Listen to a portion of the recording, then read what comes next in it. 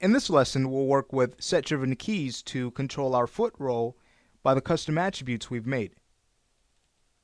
Set-driven keys is definitely an obscure topic, but essentially it boils down to this. Rather than controlling time, the keys that we set simply control a value. So just as we would control an animation by scrubbing back and forth in the timeline, essentially, again, we're just controlling a value. And we'll take a look at a few things that will help us to understand that a little bit clearer before we close this lesson off. So let's go ahead and get started here. We'll head over to Animate and move down to Set-Driven Key Set Options.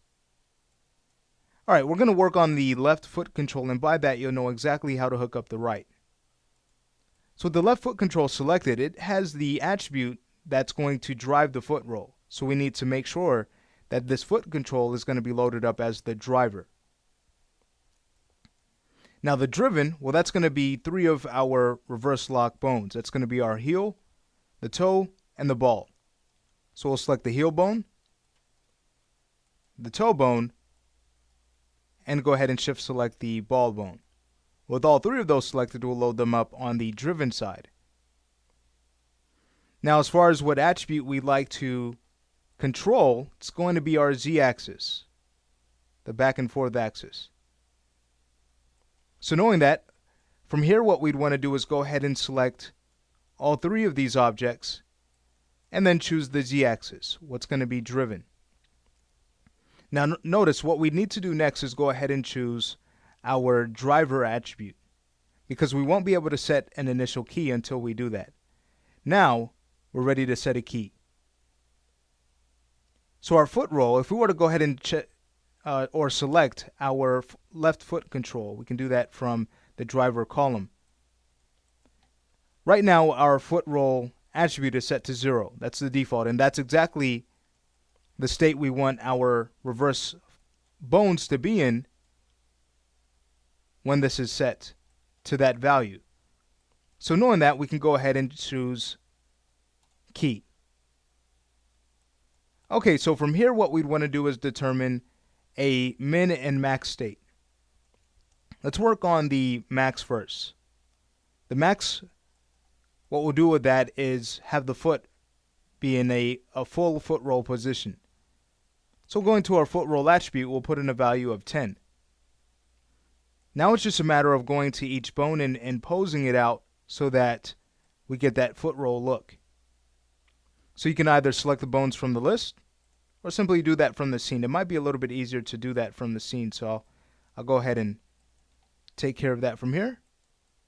So I'll select the toe, and we're rotating up in the z-axis. I'll bring this to about 70. Then we'll go to the ball of the foot and rotate that back just slightly to about -10. All right. As far as the heel, of course, we don't want that rotating up at all. We want that to stay at 0. So with this now posed out, we'll simply select all of our bones again. And with everything else selected, we'll go ahead and choose key. Here's what we get now. If we were to go ahead and select our foot control and start to drag this back and forth, you can see we're getting our foot roll.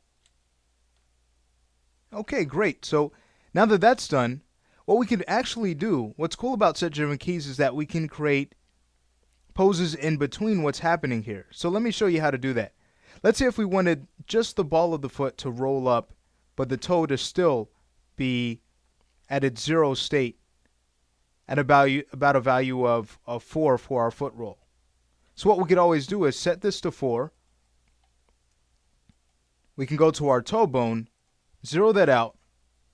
We can go to the ball bone and go ahead and rotate that up. So we can bring this to about, let's say, 45. So watch this. With this now posed, I'll head over back to the set-driven key dialog. With everything selected here, we'll go ahead and choose set key. Now watch this. As we start to drag back and forth, notice how we've made this middle pose here.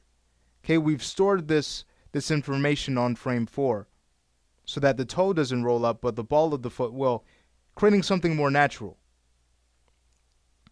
All right, great. So that's looking good. Now let's go ahead and determine our minimum state. So I'll put in a value of -10, select the heel, and go ahead and rotate that up. I'll rotate it to a point where the foot or the leg looks like it's locked, but it's not quite locked. We definitely don't want it to be locked because then we run into popping that way in the knee. So I'll bring this to about 49. We'll head over back to our set driven key dialog and choose set key. So now that finishes up our foot roll. If we were to go ahead and scrub back and forth in our attribute, there we have it. Great.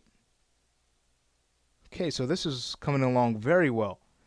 Let's say we go ahead and take a look at this in the graph editor. So I'll go ahead and select the ball bone, just so we could explore that. We'll head over to Window, Animation Editor's Graph Editor.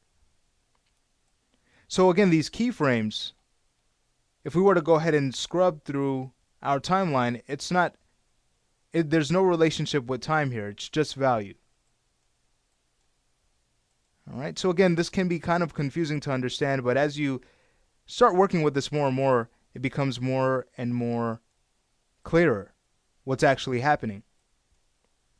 And you can modify these curves. Let's say if you wanted something slightly different to happen as you go from this key on frame 4, or excuse me, as you go to this key that's actually represented the value of 4 on the foot roll attribute.